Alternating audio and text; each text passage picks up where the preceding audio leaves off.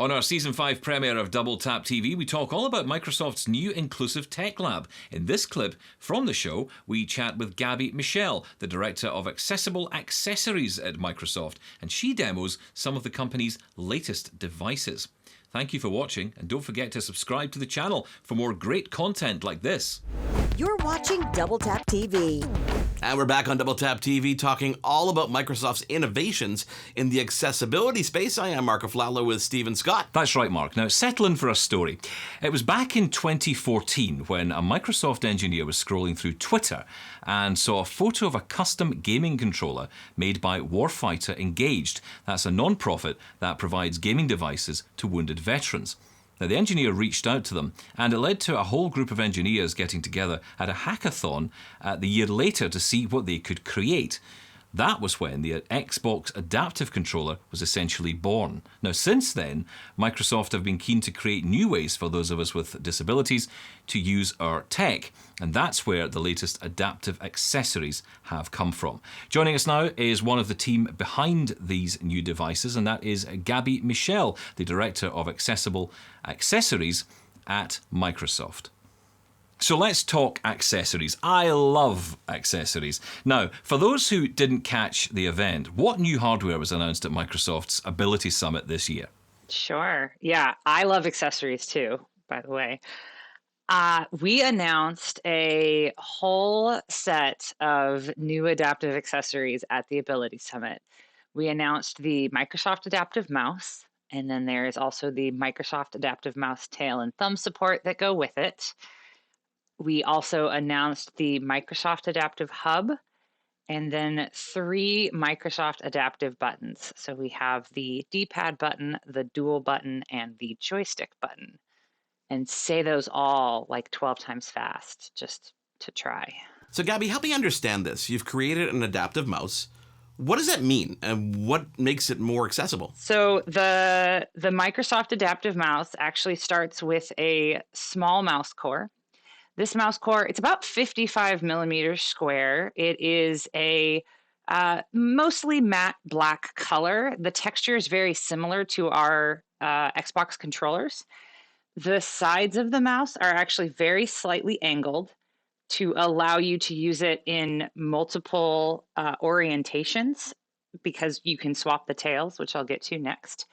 There is a physical scroll wheel in the center and 2 physical buttons. So on the back of the device, we've got power, Bluetooth, and an eject button. And if you push the eject button, the back of the mouse actually comes right off. And then from there, you can attach any tail. So I am holding our Microsoft Adaptive Mouse tail and thumb support. It clicks right in, and you can have a traditional mouse. The tail is meant to be sized for most hands. It's also matte black, follows the standard ergonomic curve that you'd want in a mouse, as does the thumb support. Right now I have the thumb support in the right hand orientation, but there is a small caret on one side that I can push in, unclick the thumb support, and swap it over to the other side. And now I have the mouse in the left hand orientation. Wow, that is incredible, Gabi. Now, that's just one of the products you announced. There's also the Adaptive Hub, which has got various buttons to allow you to control your computer however you want. Do you call them buttons? Yes, we call them buttons. They're very fancy buttons. So the Microsoft Adaptive Hub is a long, slim hub. It's about 25 millimeters tall and about a little over 100 millimeters long. So it's definitely sort of long and skinny, lightweight. On the top of the hub on the right side is a round Bluetooth button. All the way on the other side of the hub is a square profile button. On the front of the hub, you have 5 3.5 millimeter ports, which you could attach to standard assistive tech switches, those digital switches that a lot of people use. Opposite of that are 3 USB ports where if you wanted to wire the buttons, you could, but they're totally wireless. One end has a power button. The other one has a USB-C port for power. The hub itself is fully wireless. Again, you can wire it if that's what you want, but you absolutely can use it wirelessly.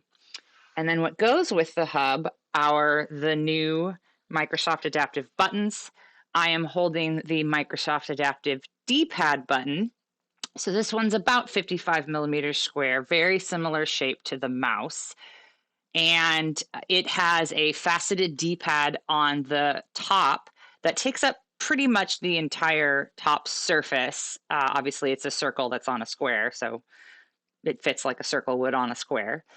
It has 8 facets, so it's that fully faceted design that you might find on our Xbox Elite wireless controller.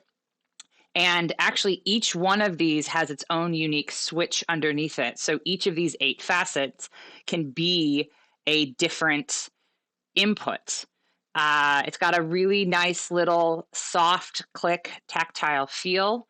On one end of the square, you have a power button and a sync button. That sync button is to wirelessly connect to the hub. So this does absolutely wirelessly connect to the hub. And the other one, you have a USB-C for charging. Gabi, thank you so much for joining us and sharing all the big news from Microsoft's accessibility team. Thank you for having us. I love partnering with the community is how we create things. That was Gabi Michel from Microsoft. Now, Stephen, you were talking about that story about how these accessible controllers and things were first kind of designed. Correct me if I'm wrong, but that individual, that engineer, wasn't it Bryce Johnson who created that first adaptive controller? That's right. I mean, that wasn't the engineer who found it, but and certainly found the initial story that led to what became the Xbox adaptive controller. But yeah, he has been very much involved in this, and is also part of that inclusive tech lab we talked about with Solomon. Yeah, I know. I've been chasing him down, honestly, probably for about 2 years to try and get him on the show since we saw that announcement of that first Xbox adaptive controller kit. So we're going to keep hunting down that road and try to get Bryce on this show. Definitely.